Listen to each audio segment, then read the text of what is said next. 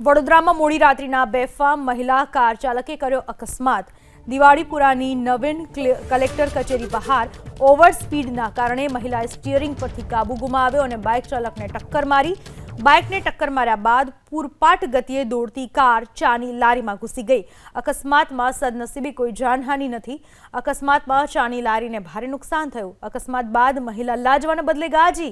Media કર્મચારીએ સાથે દાદાગીરી ઉપર ઉતરી। મીડિયા કર્મચારીઓ અકસ્માતનું શૂટિંગ કરવા પહોંચતા જ મહિલાએ દાદાગીરી કરી। અકસ્માતના પગલે ઘટના સ્થળે લોકોના ટોળા એકત્રિત થઈ ગયા હતા। પોલીસની સ્થળ તપાસમાં ઓવર સ્પીડના કારણે અકસ્માત થયો હોવાનું સામે આવ્યું।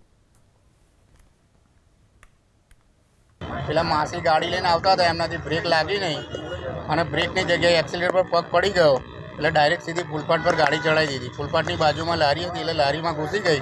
સદનસીબે સારું છે હું બાજુમાં ઊભો તો બચી ગયો, નહીં તો મને બી ઉડાઈ નાખે। લારીને નુકસાન કર્યું, 50-60 હજારનું નુકસાન કર્યું લારી।